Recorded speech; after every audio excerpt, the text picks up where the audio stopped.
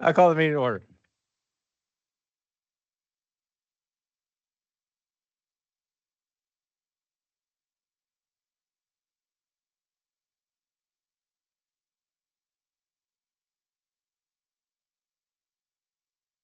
Have we been properly noticed? We've been posted according to law. Roll call, please. President Johnson. Here. Trustee Duda. Here. Trustee Harding. Here. Trustee Moody. Here. Trustee Nugent. Here. Trustee Seeger. Here. Trustee Wisniewski. Here.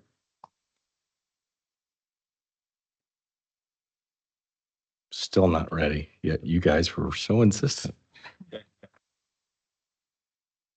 I'll just, without reading the whole paragraph, I'll open it up to citizen participation. Anything? Go ahead.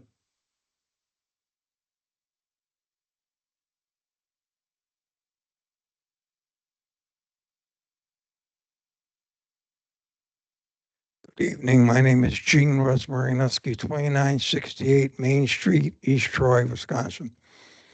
I just have just a short statement here about the Victor's property.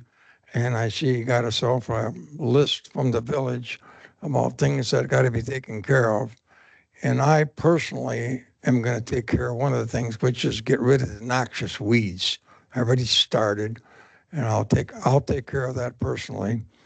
I just noticed, I think Victor's got a lot on his plate and he's got a full-time job. He hasn't got time to be working on this building full-time, so it's taken him a while. But I understand there's quite a few violations and it's next going to be going into enforcements. So I'll be talking to him a little bit more about that and see if I can help him with other stuff. So I think if other people could help, offer help, instead of criticism, maybe he could go a little further and get this done. Matt came out there on the Memorial Day weekend and met with me and Dusty, Victor, and Matt was very gracious, offering to help and stating that they don't want to be doing enforcement, they just wanted compliance. So I really appreciate what Matt did, and I just like to see the board to be patient with Victor. He is helping out on a property that was a piece of crap that he took over. So we should give him credit for that. Thank you. Thank you, Gene. Anybody else? Chief, can you hit the button? Somebody hit the button. Thank you. All right. We'll close citizen participation and move on to consent agenda. One motion and a second will approve all the following items. Any item may be pulled from the list and voted on separately. Make a motion to approve the consent agenda as presented. Second that. Flip a coin. Yes. All right. Questions or discussion on the motion? All those in favor? Aye. Aye. Opposed? Motion carries. Miscellaneous business. Item 1, review of capital improvement plan CIP with financial management plan FMP for 2027 budget and 5-year plan with Ellers. Brian. Hello, excuse me. Thank you for having me. So we're back again this year for the start of the 2026 FMP, and we always do the capital improvement plan first so we can jump right into it.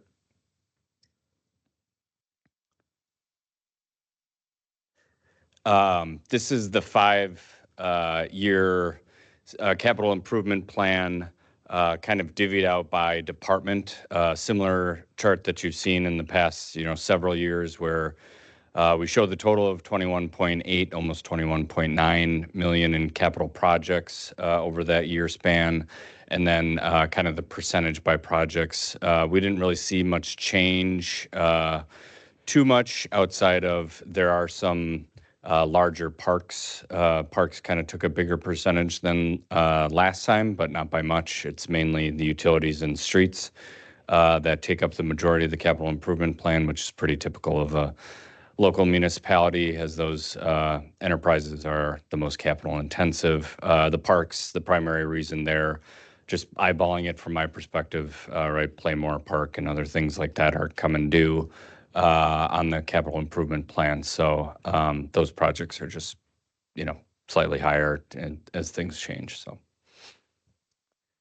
Looking at your sources of funding, so what we're doing here is we take the 21.9 million, separate it by, whether that's general obligation debt or pledged revenue debt, bless you, grants, other capital fund reserves, the capital fund reserve itself, ongoing tax levy, equipment replacement fund, which would be from the sewer utility. Cash is just listed there. It's kind of a me thing, just in case I have an unused category that I need there. So, but just note that'll show you the separation there. For the most part, right, this is pretty consistent with past years in terms of the separation between debt and reserves, where we are using a significant amount of reserves, about 3.2 million. But again, we can't drain the reserves completely. Some of those reserves as well are restricted. You're also building reserves as some of those reserves are being drained because you have accumulating funds that you are levying for future projects beyond this point in time to kind of keep certain assigned fund balances at a level where you can grab from them beyond 2031. And then the geo debt and the revenue debt at about 7 million, I would say, please note the revenue debt is isolating the School Street lift station and then a water project that's slipping my mind right now. I think it's a well, if I'm not mistaken. Okay. However, right below the second dark blue line under that total line, one thing I want to kind of point out, which is consistent with what we've pointed out in past years, when we identify kind of the levy capacity in terms of what the capital projects levy can afford, and we note this in kind of the larger tables that we sent along with these packet materials, but we make a projection on net new construction. We also make a projection on your needs for operating, levy portion. And then the capital fund would be the one you pull first, right? We want to pull projects, not people. So there, it's kind of like under those assumptions, generally the capital projects levy does have to diminish some. That said, the past couple of years, we haven't had to, given, good net new construction performance. We do project that out for the coming year as well. But one thing to point out is like you can start to see in year 4 and 5, right? We have, years 5 and 6, you have some negatives there that would all be, fixed, if you will, if you beat the conservative assumption for net new construction, which we're using 0.95% for there. So that said, you have beaten that in the past couple of years, so you certainly could. It's just one thing you always want to keep in mind for planning purposes, and that's a good thing to keep in mind here as you can fund kind of the near-term CIP.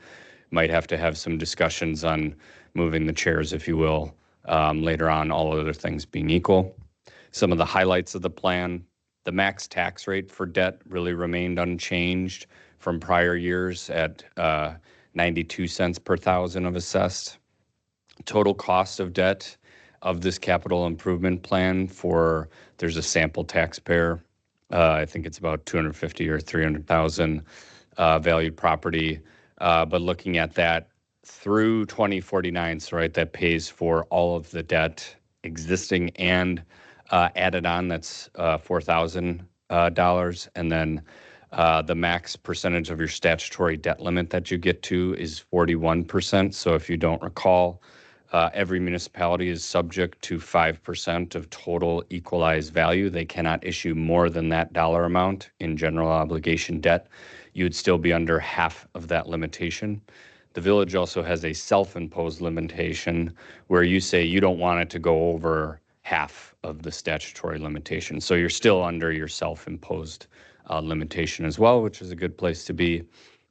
Those metrics like that help keep your rating, as well as the reserves they focus on within the rating as well, and we'll talk about the rating more in a second here.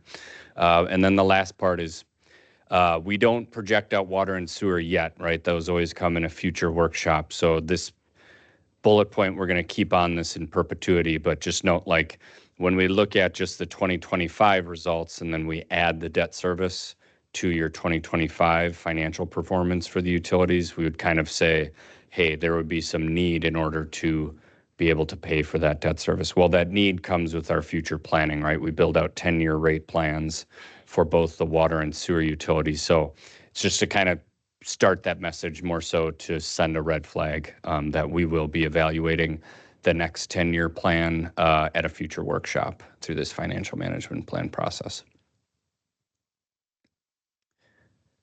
Apologize, the years should have changed to 26 and 31, but some other considerations there. This is more speaking to that levy analysis. So what I showed on the last slide under that total blue line, this just is a graphical representation of what we project to be your allowable levy, and then, right, kind of your base levy or operating levy needing to eat into that more. And if you don't get the net new construction, right, you'd start to pull some of that capital levy. So just note there, this is just a graphical representation if you were kind of confused with my commentary on the allowable levy not being enough, because that's what the orange line is doing. We're increasing the light orange bars to say operating levy will need more, and the capital levy might be the one that needs to be pulled, unless, you know, operating services are pulled or something like that. But for the time being, we're making the same assumption that we've always done every year. Got back to the correct years, so we're 2 for 3. The CIP considerations here, you know, what we've always said is it is keen to grab that capital projects levy as it's available, and it has been available. What our kind of plan projecting out into the future has been to just kind of show you is, what if we just let the new debt be the one that impacts any sort of change in tax rate, right? It's kind of new payment may be uncontrollable to fit that always within your existing debt profile. So certainly there's reasonable circumstances, I would say, that should have an impact on your tax rate. But what if we can fit in your operating and your capital levy outside of that? So that's what this chart is kind of doing, is projecting out. And again, we get a lot more nuanced with this with a future workshop as to the 5-year projected tax rate. But right now, what you're kind of looking at is you could afford a 5% increase to the operating levy, diminishing capital levy, and then these allowable increases to the tax bill only for debt service, and kind of keep the tax rate, you know, within the next 5 years from 26 to 31. The 26 is obviously already set, and that tax rate was $4.62, but only be a 30-cent jump over the next 5 years. And that absorbs, again, 5% operating increase in your levy annually, and then that capital projects levy kind of getting eaten into all other things considered. Again, you do better net new construction, more taxable value, that tax rate, you know, would kind of coincide with any additional levying that you're doing. If you're asking the question, well, what if we go away from those assumptions and we do better on net new construction? If you're using the levy, right, the tax base is almost going to be 1-to-1 there. So now, most importantly, and I apologize, this one does get a little small numbers wise. So next time I'll bring magnifying glasses. This is a look at kind of you against your rated peers. So this is looking in the area and somewhat outside the area as well. The reason for that is sometimes the rating metrics can be area agnostic. It's not just geography and local economy. The rating methodologies changes that both Moody's and S&P have done have now kind of extended to what's such similar types of communities based off of size and demographics. So just note that we do have communities that aren't just your neighbors. And if you're wondering just quickly what's a rating, right? You have a rating on your debt in order to say, hey, you have X level of credit worthiness, and here it's AA3 for the village. That affords you a lower interest rate as it's more attractive to the bond investor or the debt investor. Right now, we're really not issuing bonds, we're issuing notes, but that's more attractive to the debt investor. So a rating can pay for itself right over a 20-year issue to say, hey, we're credit worthy. Here's what this third party says our rating is. And the bond investor says, yes, that's definitely something we're more interested in. Therefore, we'll bid on this a little more aggressively, hence getting a lower interest rate when you go out to the capital markets. So looking at where you kind of sit, one thing I'd always be focused on, as it has one of the highest weighted criteria in terms of a rating metric, would be undesignated general fund balance, which is about the middle one, that 44%. You're in a good position there if you start to look at some of those other communities relative to where they sit. There are some communities that have a lot more, but again, just looking at kind of what the rating agency always recommends there is, I would say you'll see 35 to some being 50% closer to the AAA rated. The issue with saying, well, why don't we just increase that? The example would be you can look at Lake Mills, right? They have almost double. They don't get any rating benefit there. They would get the rating benefit in terms of the scorecard, but there's other limiting factors like the size of the community and things like that. So I would just kind of understand that this is all in a sandbox that's constantly changing. The rating agencies are kind of picking and choosing what's important. For the most part, operating reserves and kind of general growth are very important. But for the most part, all we're seeing here is you recently got an upgrade, I think 3 years ago, maybe 2 years ago, but I think it was 3. We don't see that going away. I would also say there's nothing outside of all of these facts and circumstances that would say you're immediately eligible for another rating upgrade. That would probably take things like continued economic growth at a pretty rapid pace. And then, needing no debt to finance that, which if you find a community that can do that, good luck. So the point would be is stick where you're at, continued improvements where we know what we can control, and the majority of that would be total debt outstanding, which I already went through, and those designated fund reserves, which we review in more detail, kind of projecting that out in a future workshop.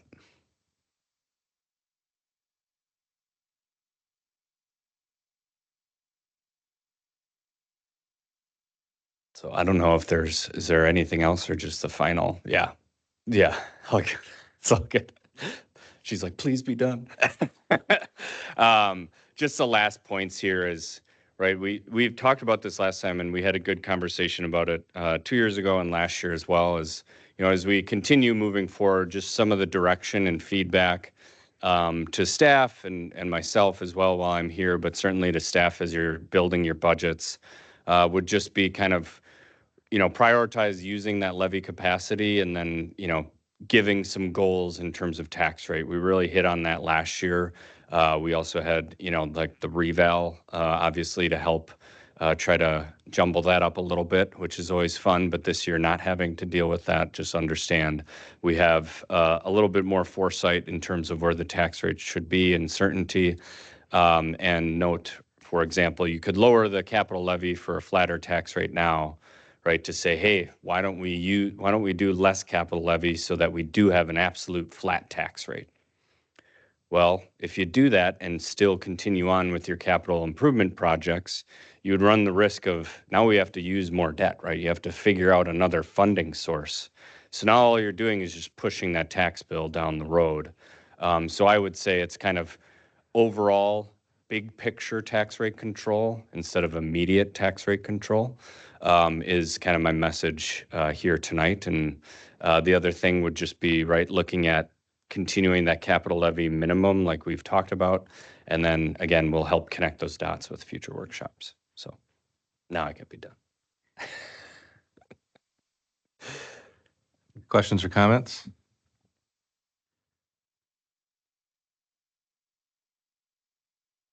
Well, when you said rearranging the chairs, the rest of that phrase usually is on the deck of the Titanic, which you did not say. Thank you. This is a lot less doom and gloom, but I think, the message is still the same. Prioritize what we are doing, which is net new construction, and as you talked about here, the capital levy minimum. Can you go back to, I think it's the first chart. No, sorry, second chart. that one.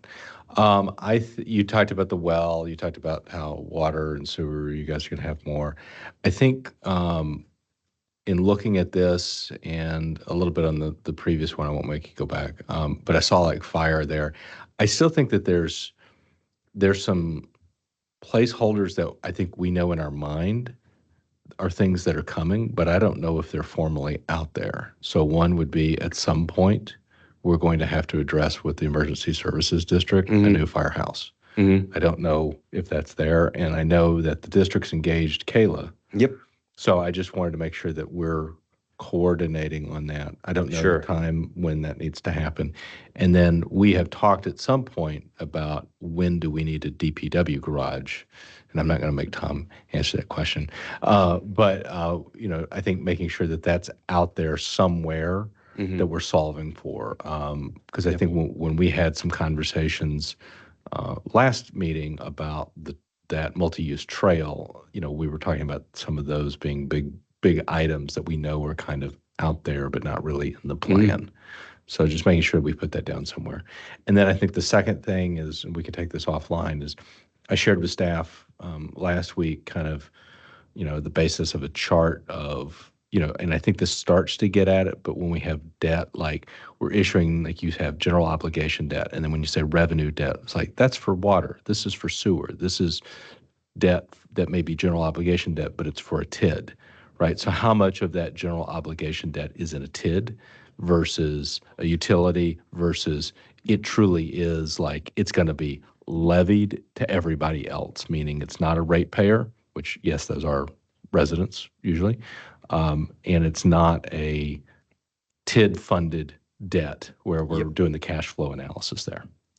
Yeah, there is in the bigger packet. I don't know if you have it, Eileen, but there is a slide on that, or I should say like a table on that.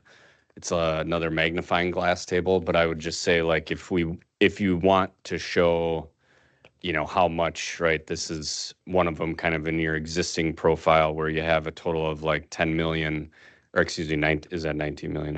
I'll open it up on mine. And that's okay. We don't have to get into Right, details but- here.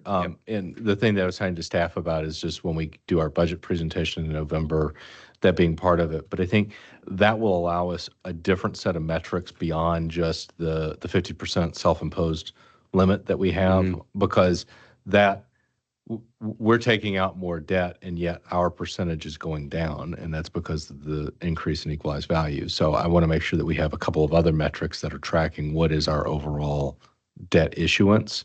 And again, when I have something funded by a utility and I have something funded by a TID, those are different in my mind, at least, than I'm passing it on to just a resident in terms of that tax rate you're talking about. Yep. Yeah, I'll just point it out because I know you guys got it in your packet. So this table 1 is your existing debt profile, and I would just kind of compare the first column next to the years to the middle column where it's net debt service levy. That's what the taxpayer is paying is, basically a fifth of your total debt, right? 19 million against 4. It's a little more than that, but right, just understanding that's one factor. And then if you go, Eileen, to table, I think it's 6. Probably 7. This shows all the, keep going, sorry. It's the one with it'll be maybe table 8 or 9. There's a lot of debt issues there. Keep going. It's this one. Yep. So this shows existing plus, so you could take table 1 next to this one and kind of see what the net debt service levy is in blue, your existing debt. These are all the future borrowings. And then again, we've apportioned the abatements, meaning non-levy debt service. So you'd have that there. So like that percentage you just said, like that's the short, like pithy comment that we as the board, because somebody goes, "Oh, I see the village is taking out all this debt." And it's like, well, wait a minute, Yeah. like that's what I'm looking for, is to like boil that down, because the accountant in me loves that, but I'm not going to remember that when I'm having a one-on-one conversation. So I think just helping with some of that will be great. Yeah, how much percentage of debt by repayment source or something? Yep, that's easy enough.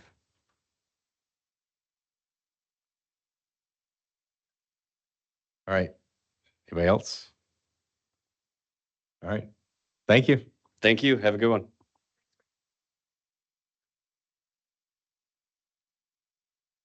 Okay. Item 2, direction to staff on any potential changes to services to consider for the 2027 operating budget. Eileen? So we come to the board. Oh, sorry. Hit my plug. We come to the board annually at this point of the budget, just for general direction, because we are working on our beginning of operations budgeting. Usually at this point, I'm putting preliminary wage assumptions down just to make sure the board's okay with those. We did have a market update to our salary structure, which we're going to discuss further. So I don't have anything in the memo about that. Police contract was settled early 2026. 3% increases are included for that. Health insurance, we've had fairly favorable increases. Last year was a little higher at 11.25. So as a placeholder, we're putting 11% in initially. We usually refine that as we get further information. The unfortunate part about health insurance is we don't get those final numbers until we're very late in the budget process. So sometimes you'll hear me at the public hearing saying, oh, we budgeted, higher than we needed to, or we're going to be short. But the service levels, going back to that, that's something where the board just takes a look at it. And if there's any services you want us to review in further depth and bring information back before we're submitting those operations budgets, now that is a time to discuss that. In prior years, examples have been like the number of yard waste pickups we're doing. And as an example, last year, the board also discussed the frequency of recycling pickup, decided to leave it the way it was at that time. Also discussed the Lions Club firework funding and left that as is as well. Thoughts, comments?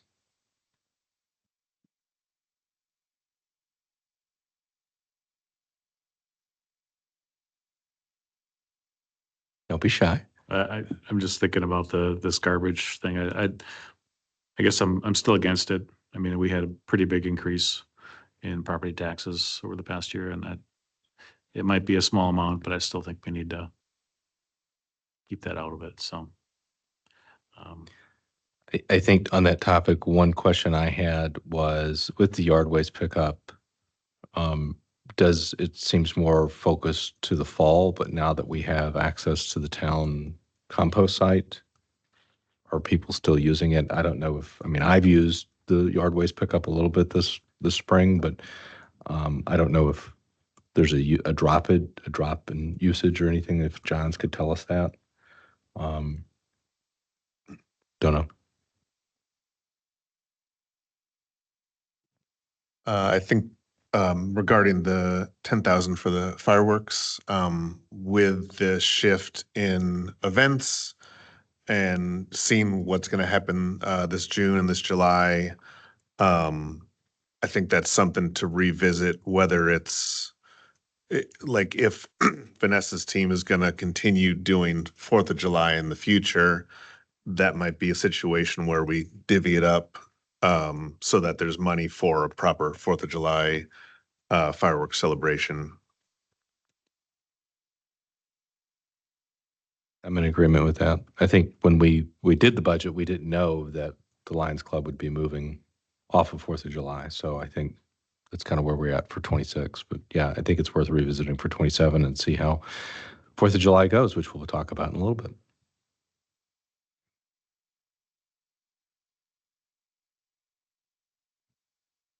You just have this look like you have something. No? Okay. All right. Nothing else? Any questions for Eileen? You got what you need? So we'll continue to budget the same amount, but there'll be later discussions about how that will be allocated. Yeah, and I think then on the Johns pickup, it sounds like the consensus is not to look at weekly, leave it as is, and then take a look at usage of the yard waste pickup. Yeah, I'll see if there's any data they can provide. All right. Joe, when you were talking a little bit, you were talking about maybe removing that garbage from our tax levy. Is that what you're saying? And having it as a individual fund of some sort, or? No, I'm just saying, I think we were last year, the option was to add an extra week, and it was, I don't know what the number was. It wasn't very much, but let's just stay where we're at today. And it's it's small amount, but I just don't think people have the stomach for adding more taxes. I don't know if it's really needed, is my other point, so. Yeah, it is, I mean, it's on the tax bill. It is a fee. It's not in levy, but yes, agreed. Okay. All right, if nothing else on that, item 3, MDV watershed plan agreement. There's the agreement there in the staff report. Tom?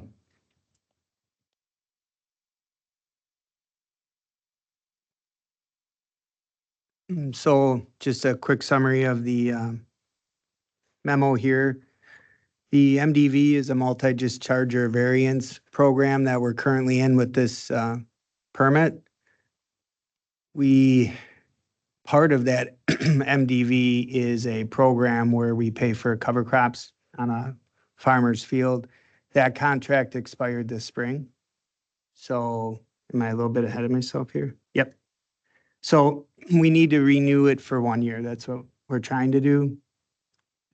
There's some uncertainty on what's going to come with the new permit and with a looming TMDL.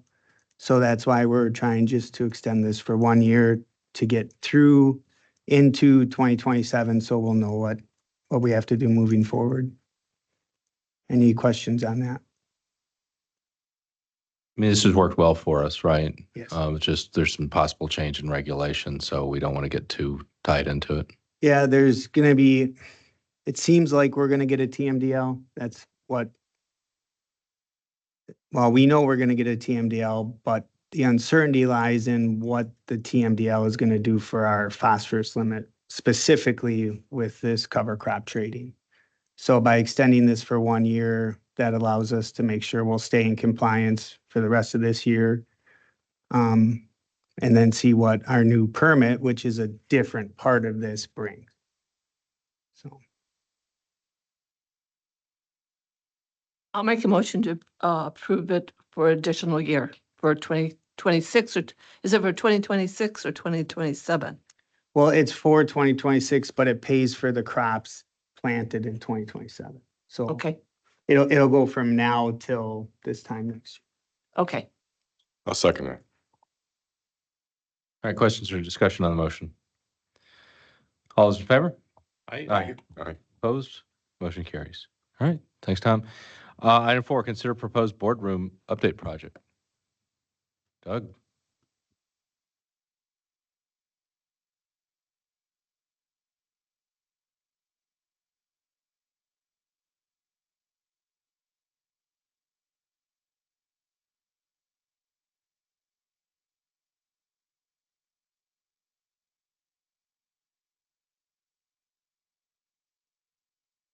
Hello. Eileen came to me, her and Jason came to me about changing the look of the boardroom here to match the front lobby of the rest of this. And we came up with a plan that I think we all kind of agreed on, like the input from the board, but they wanted to modernize the boardroom here and then, like you said, bring it up to the front, the same look as the front of the board here. So we came up with some ideas here and would like your input. I know she had budgeted some money and we were able to stay under that budget that she had allowed for that. So I put together some staining options and some looks for her.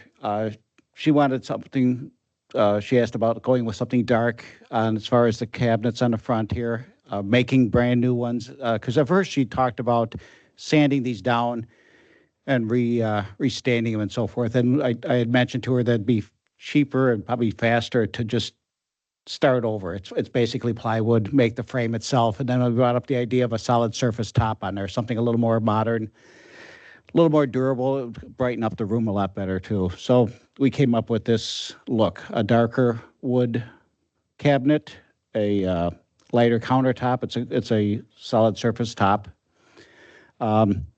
We'd get rid of the carpeting in the front of the boardroom right now, and some type of a frame,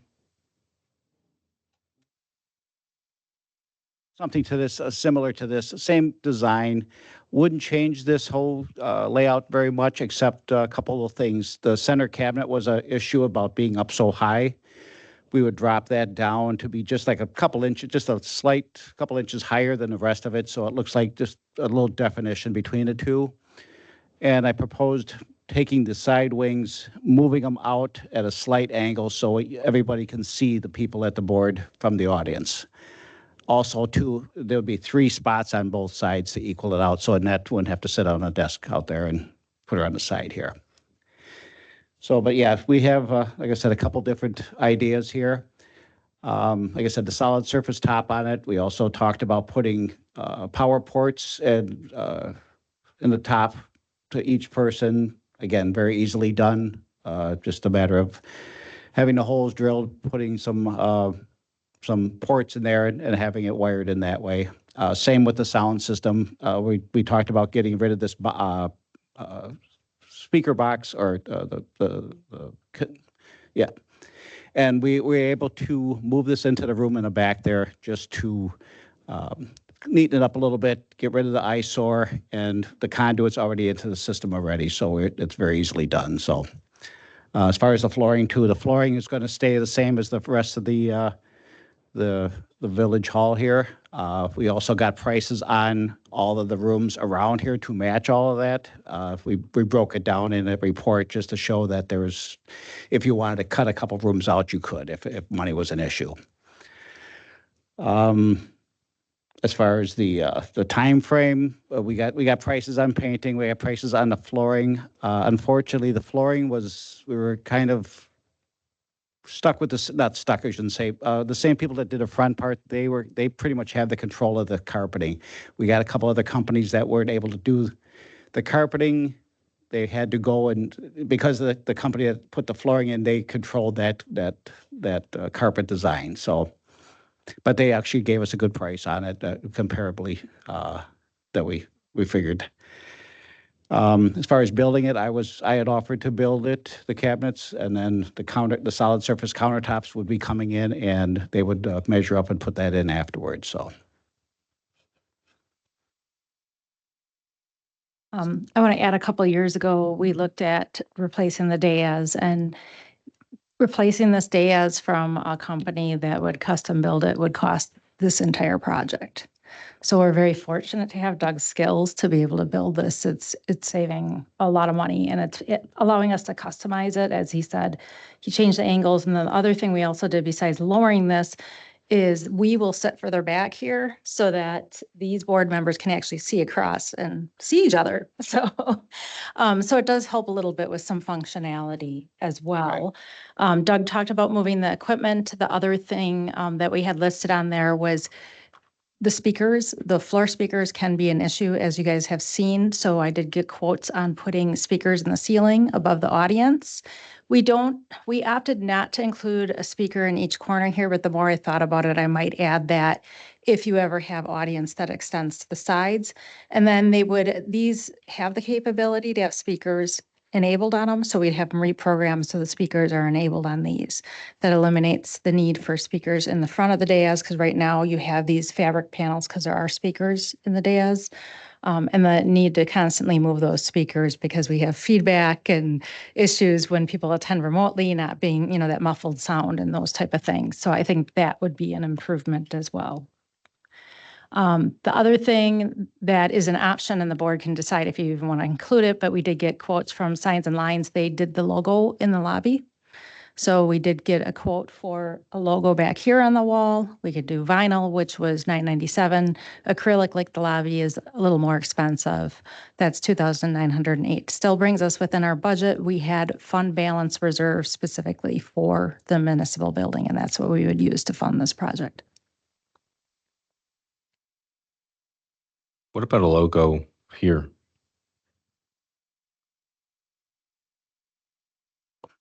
As far as the same company, I guess we could discuss that too.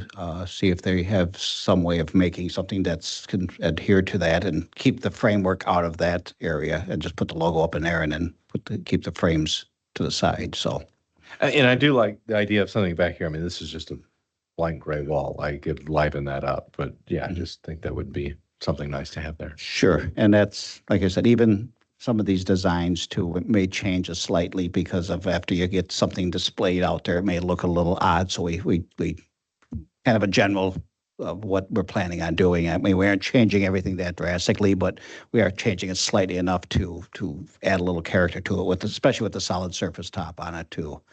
Like you said, to modernize it a little bit more.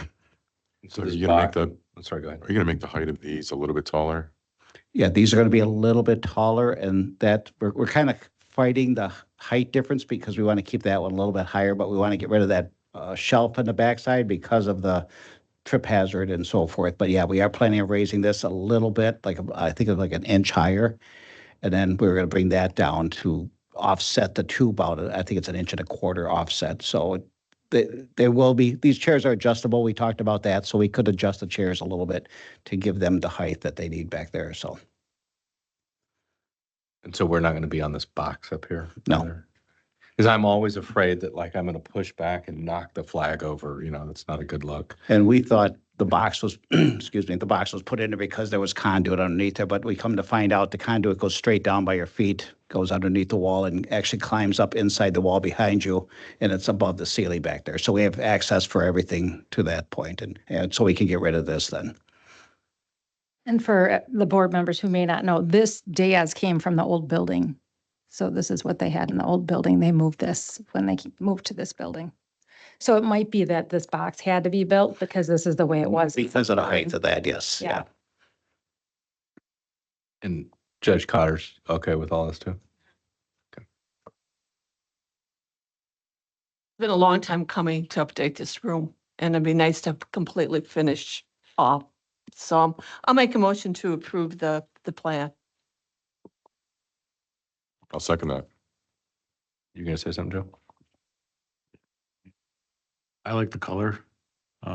Maybe I'm cheap, but I mean, I think the carpeting looks fine and the paint looks fine. That's just my opinion, but I think we could save on some costs there for the flooring and the painting, but How old So- is this carpet? Was it here when we bought the building? I believe it was installed when we bought the building in 2009.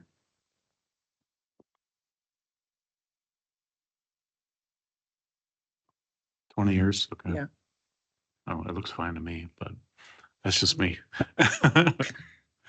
What kind of, as far as the paneling and the finish, what are you going to do for the finish there? Are you talking on the unit? It's Yeah. the face of it? Yep. It's just going to be a dark stain that we had picked out, and it's going to be a varnish, a water-based varnish to keep the smell down. We aren't going to go too shiny because the top is going to have quite a bit of shine to it, so just enough to get a little sheen to it is all we're going to do. But is that just what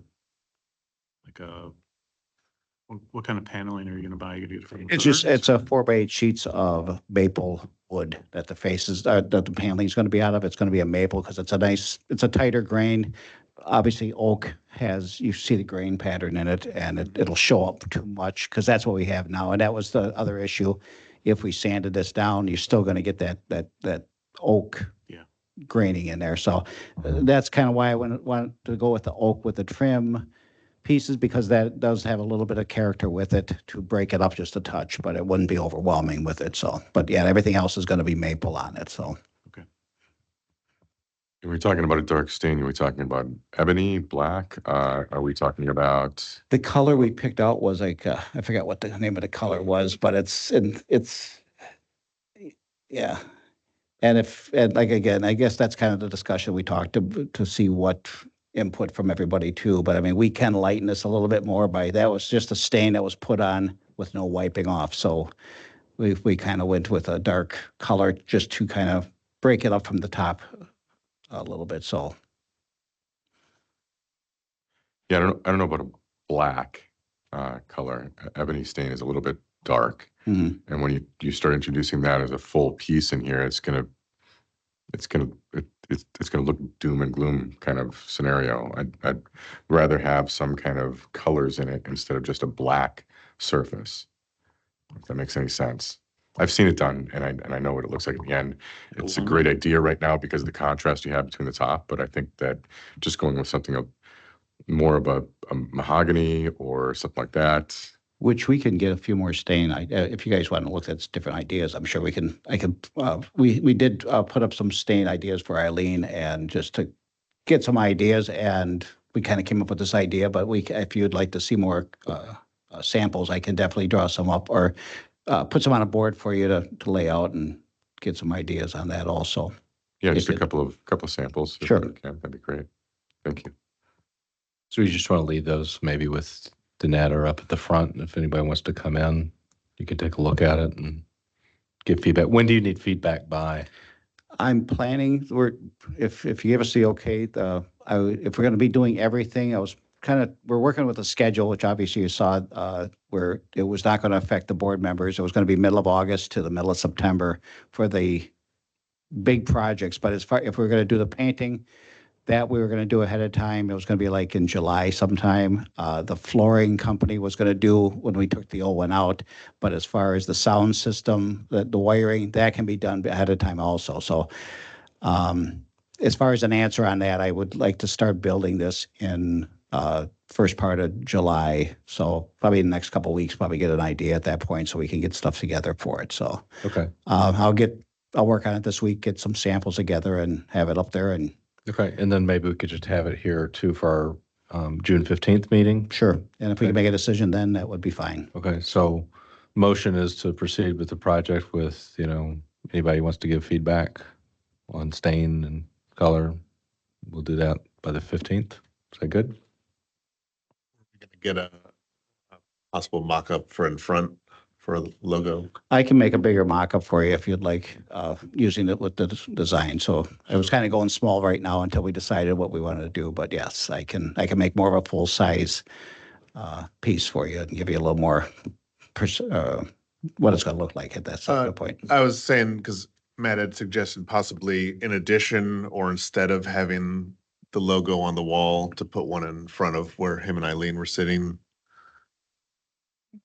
That's, like I said, we could Oh. very easily eliminate those framework there. And then the rest of it on the sides would have the framework just to break it up a little bit. Yeah. Yeah, I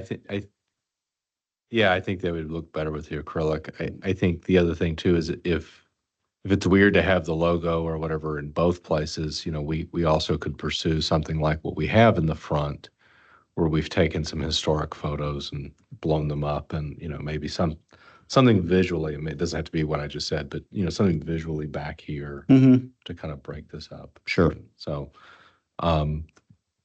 And you talked about the painting also. The painting that I didn't mention is that we were going to use the same colors that we had in the front lobby, so everything was consistent. So this was going to be an accent wall, and then the other colors were going to be to match the front lobby. so we are going to have a couple of meetings this summer where we're going to be in the other room, right? You might not be disrupted because we have a break from the third meeting in August to the third meeting in September. So it might only be a plan commission meeting and one court or two court dates, which they're aware of. And the other stuff, like I said, with the painting and the sound system, that can all be done throughout the week. The painting, it won't disrupt anything. The only thing you're probably going to see is we're going to be taking the baseboard off for the carpeting. So we'll be taking the baseboard off so they can paint everything and some logos off the walls. But other than that, it really wouldn't be disturbing very much in here.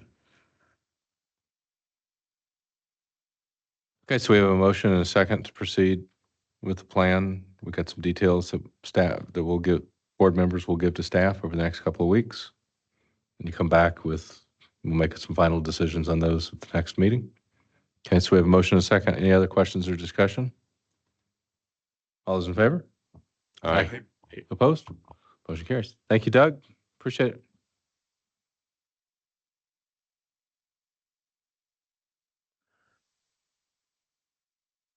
All right, item 5, consider approval of road closure request for East Troy Area Chamber of Commerce First Friday special events contingent upon receipt of Walworth County road closure approval. Vanessa is here. I know this was sent, this is for the First Friday, so this would be for this Friday.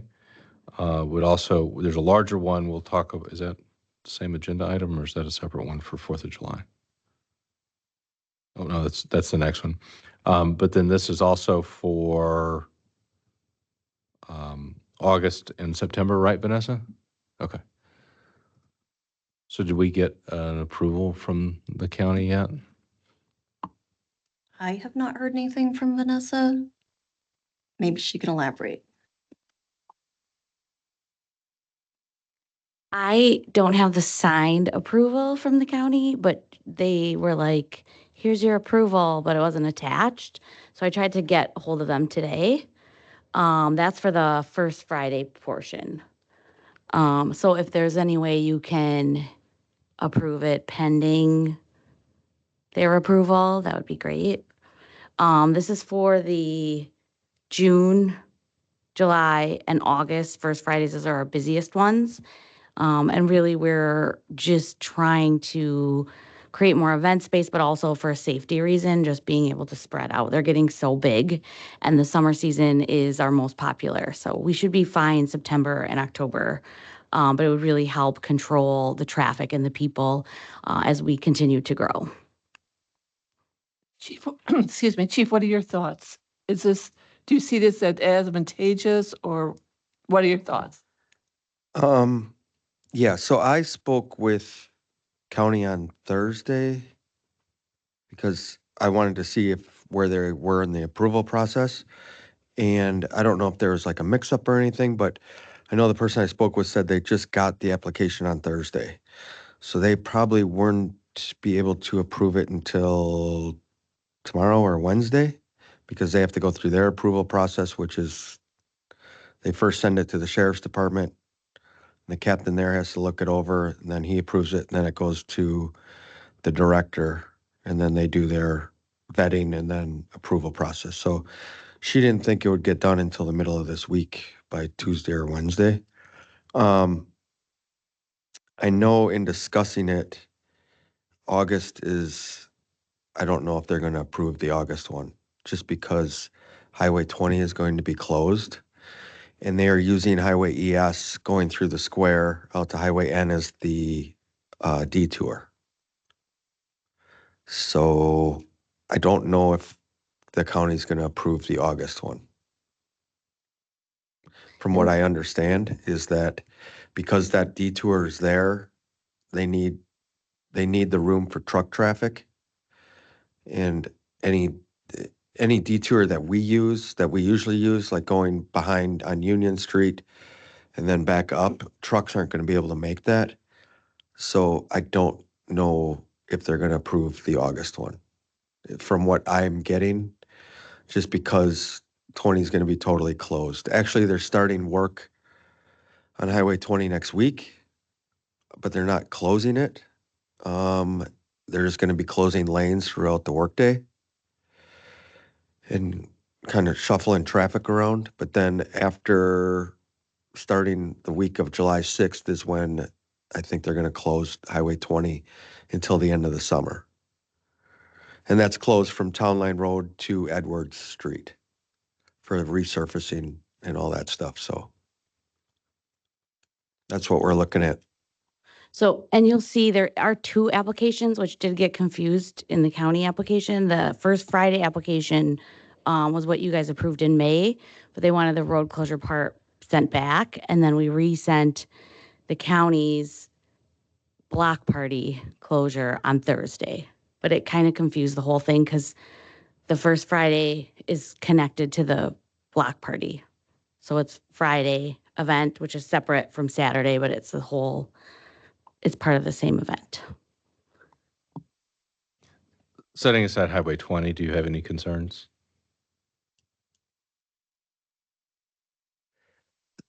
The July 4th one,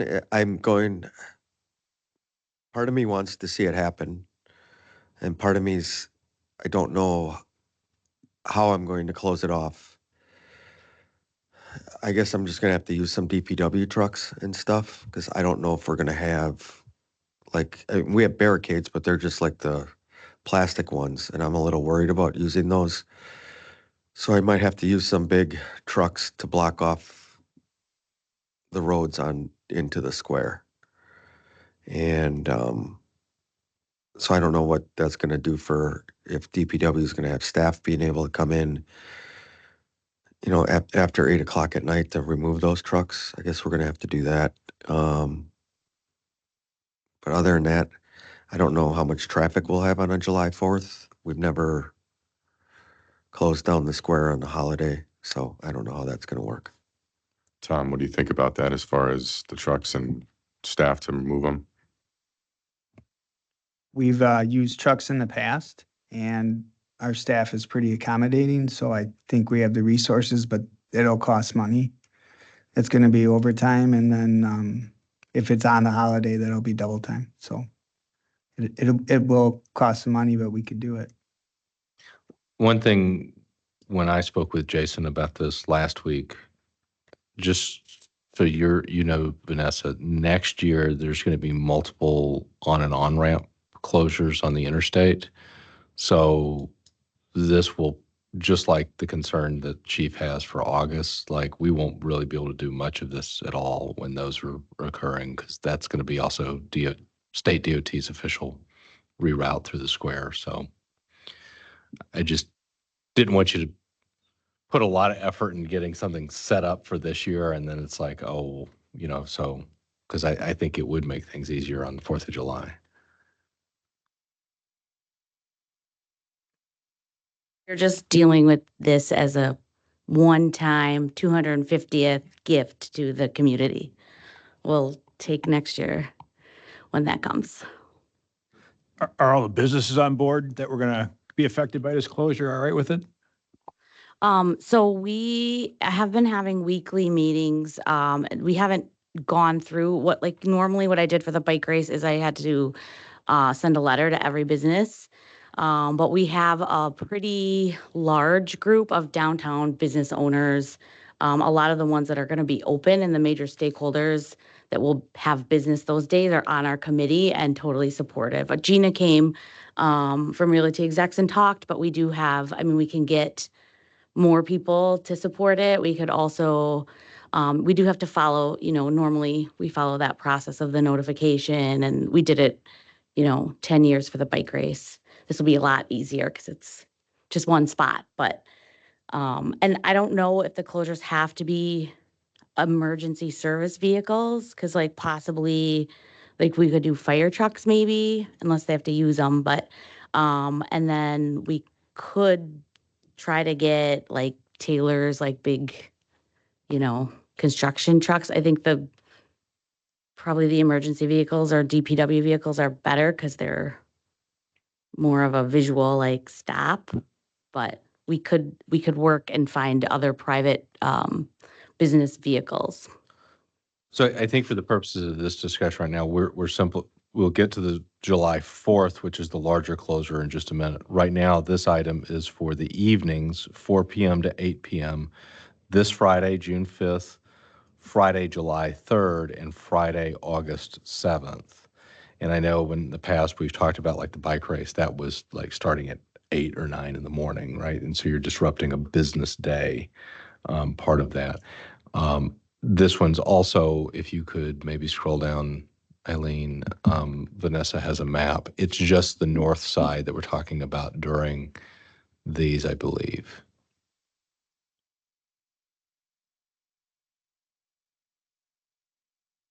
Yeah. So the east, west, and south portion, so you can still go west to east. But I think the request on the agenda was to subject to county's approval. So it sounds like county may not approve August because of Highway 20. Yeah, I don't have any issue with the June 5th and July 3rd. That's fine. And we can close the road. I don't know if county's going to do August 7th. If they allow it, then we can do August 7th. I don't have an issue with it. I just don't know. With the closure of Highway 20 and ES being the marked detour, I don't know if they're going to close it just because of that reason. So, Well, if we make our motion to contingent upon county approval, then they say no on August, and August can't happen, I guess. Right. Right. I mean, I think this is a good idea because it is a safety issue with people walking across the square. So I like this. I just, like I said, I just don't know if August 7th is going to happen because of the reasons I gave. Chief, for this road closure and the following one, are you thinking DPW trucks or just barricades? I think we'll just use barricades and do it like we do for the Bluegrass Festival. So I'll probably talk to Derek about it as soon as county gives their approval. And then we can work out how to do that because they're going to do it at 4 p.m., right? So yeah, so I think it's just pulling the garbage bags off the signs and then we'll just put out the barricades and they usually set them up and we should be good to go. Understood. I'll make a motion to approve the June, July, and August road closure dates with contingent upon approval from the county. I second it. All right, questions or discussion on that motion? All those in favor? Aye. Opposed? Motion carries. All right, and then item 6 is consider approval of special event temporary Class B beer license for East Troy Area Chamber of Commerce America's 250th Block Party on Saturday, July 4th, and waiver of the $145 late application fee and road closure request contingent upon receipt of Walworth County road closure approval. So we've kind of talked about this a little bit already, but there's a few things else in here. And then there's a map, and this is a full closure. Would this also include like the legs on Division Street? Or no?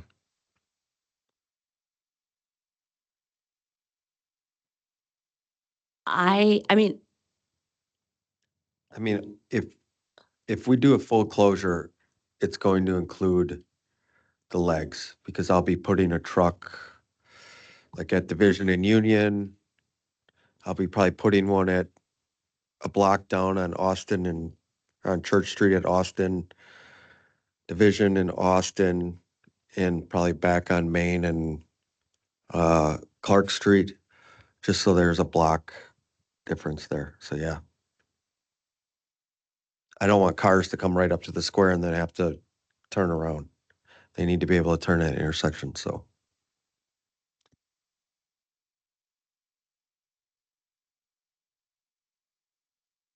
And this is from what time to what time? Sorry. I'm looking. our event time is noon to 8, so we are looking at 11 to 8 Okay. p.m. And we are going to have various things like I was trying to make it so we closed it in a shorter period, but a lot of the like bigger installations are going to be during the day because that's more for the kids.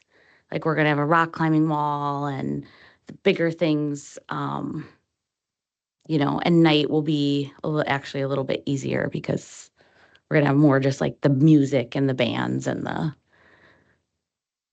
And I think to the question Brian asked earlier, it's a Saturday, it's a holiday. So, the Monday through Friday, 9 to 5 businesses are not going to be open. I know even some of the restaurants and bars are not going to even be open. Is there anybody who's raised an objection to this? You'll be open? I'll be open. Okay. No, we haven't had any objections. We do have most of the people, like Taylor's aren't going to be open. East Troy House isn't going to be open, but all of the like service and retailers are on the committee, helping to plan this, and everybody wants, to have the business. And then a lot of the east side is going to be closed as well because those are all, service businesses. The Historical Society will be open. Will there be access to the municipal lot? No. Would that be the place to put things like porta potties and things like that? That's what we did for the bike race. We had like a our porta potties, and then like the handicap accessible porta potties and the dumpsters and stuff. What is your plan for notifying people getting around town? Of the detours. So we just, because it's just the square block, it's a little bit easier than the extensive bike race closures that we've done. But we do have, a lot of experience with closing the road. So normally what we do is the people that are on the route and then kind of surrounding, I don't know if it's a rule or if we just did it. It was like the route and then a certain radius around, they get letters in the mail. And then, I'm more concerned about if somebody lives in the trailer park and wants to go to grocery shopping. yes, how they will would just they- take But mills. okay, how Yeah. will they be notified? So What's your we, plan? we just do signage, on the road closures. There's usually like, the detour. So when you're driving, you'll see the physical detour signs. Media, print? We do all information? of that as well, but when, that's like the main, we obviously will do the newspaper, social media, print. We'll put maps out and stuff so people know the detours. But the signage showing the route is, I think, really does the job in the final. If they haven't seen any of those other steps, they'll see the signs.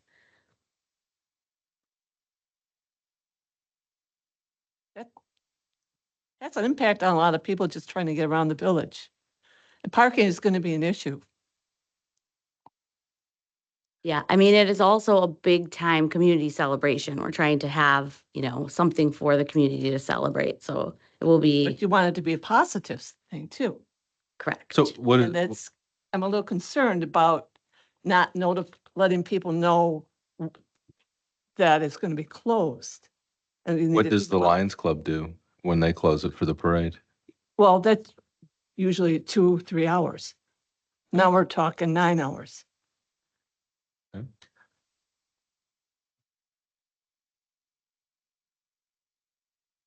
Opposed to closing, I just think the chamber needs to take ownership of making sure all the residents understand it's going to have an impact on their moving around the village.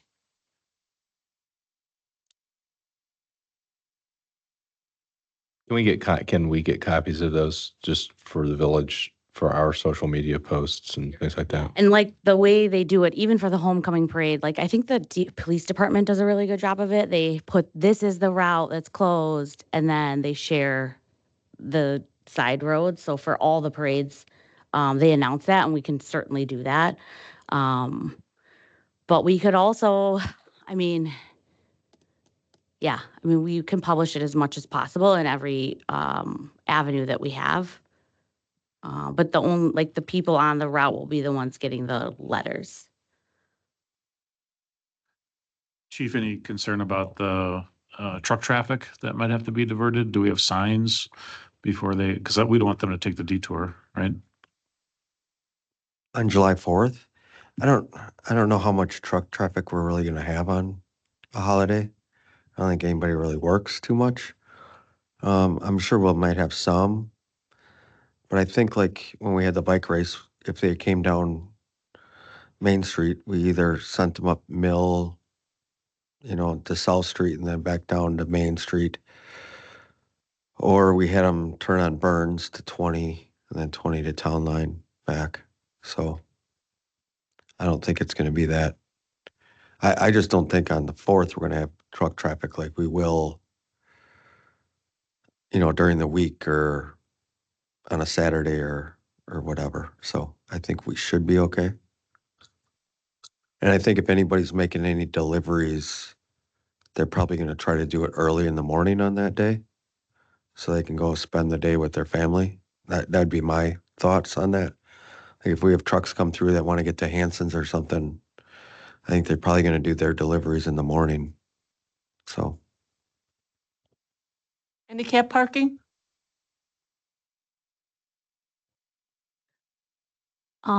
There will be use of the cobblestone lot. We might do, like for the bike race, we had golf carts and we drove people because there isn't a ton of handicap parking on the square. But we will also have, I mean, it depends on how far the closure goes. Because Union Street will be open, correct? Yeah, Union Street will be open. It'll just be closed at Church and at Division, so they can't come onto the square. Vanessa, could you maybe talk to Sasha and or Rainey about using their lots? Yeah, and their lots will be open and they do have handicap parking. It's just, in general, there's just not a ton of handicap parking as is, even when the whole square is open. There's only like a few on the actual square, but we can create some in the cobblestone lot. And then, yeah, Reenie's lot will be completely open, as will the breweries. The brewery's going to be closed. No, they'll be open. Okay. Yeah, I think They'll if be you could busy. just make sure that you have like signage in designated areas that are roped off for handicap parking. Mhm. And then maybe on those signs have how to contact whoever's running the golf cart if they need help. Mhm. And we do, we normally park in the lot on Division Street as well. And we had talked about doing shuttles from the grocery store to the square, as an offering for additional parking. But I'm trying to just hammer out those details still. But we'll publish whatever we have, as much as possible. I think the benefit of having done the bike race in the past is that we have a blueprint to follow, and then Mary had some great points about notifying everyone that we can expand upon those blueprints. At the end of the day, I think this is an awesome idea. It's a once in a lifetime event, one day, not the entire day, for everyone to celebrate. And again, not too much truck traffic. Speaking as someone who has a business on the square, I invite it. I think it's going to be a great opportunity to bring people to the square, especially, and closing the whole square will give it more of a feeling of what the Lions put on in the field, not having to worry about your kids and cars whizzing by. So I think if we deal with the things everyone brought up, I think it'll be great. I think it's well worth closing it down for the day.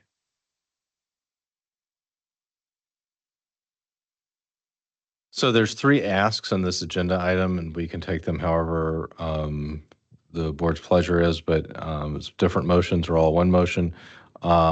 There's a temporary Class B beer license for consideration, a waiver of the $145 late application fee, and then what we've discussed really about is the road closure. So those can all be separate or one motion. Just the road closure should be contingent on Walworth County approving it. Yes.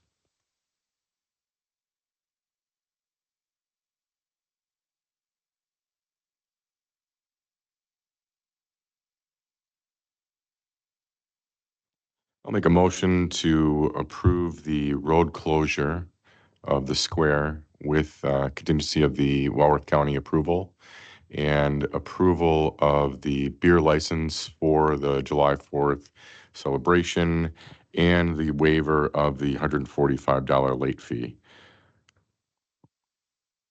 I'll second that. All right, we have a motion and a second. Any questions or discussion on the motion? All those in favor? Aye. Opposed? Motion carries. Thanks, Vanessa. And I want to thank you for stepping in to this. The community, I think, was concerned that we were not going to have something for 4th of July. I know you've taken on a lot and do appreciate it. Yes, thank you very much.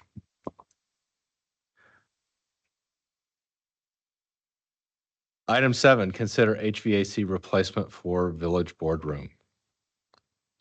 Tom? So the memo here, we shopped three prices. Three different contractors, and Weston gave us the best price on that.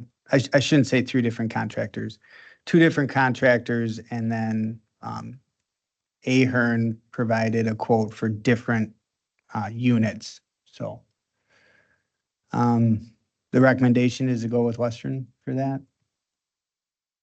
Any questions on it? Is the Ahern, is that also 10-ton? Do they both do that? Yeah, they're this. It's the first two quotes are exactly the same for equipment.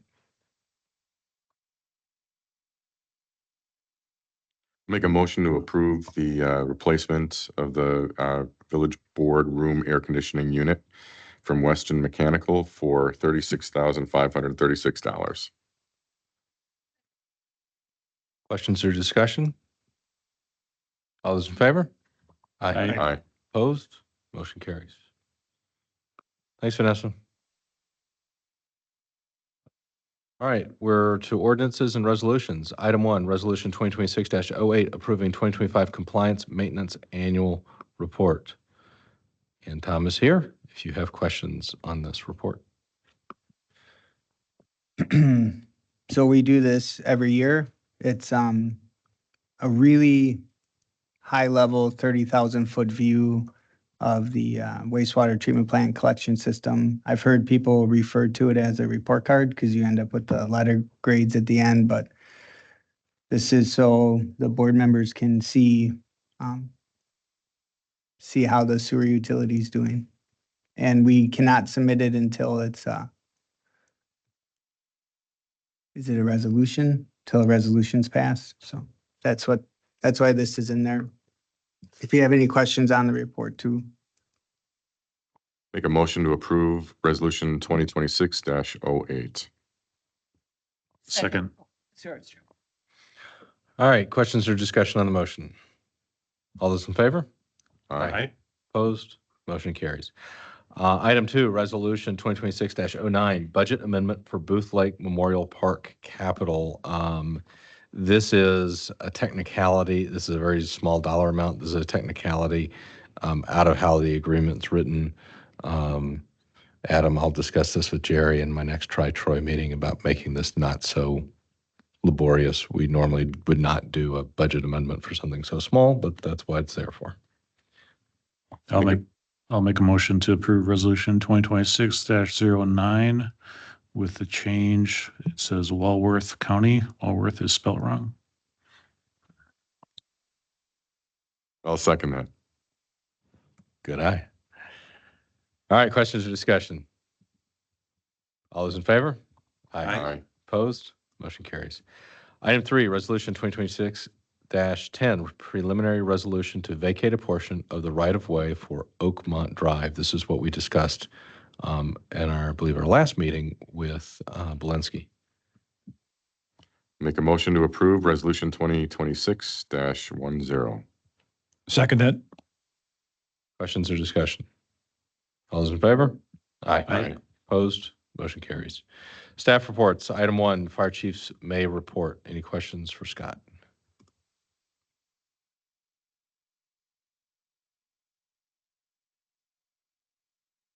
Okay. Committee reports. Emergency Services Board meeting minutes from April 15th. Any questions for Scott?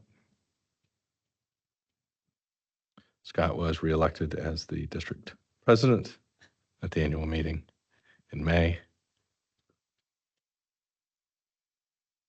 All right.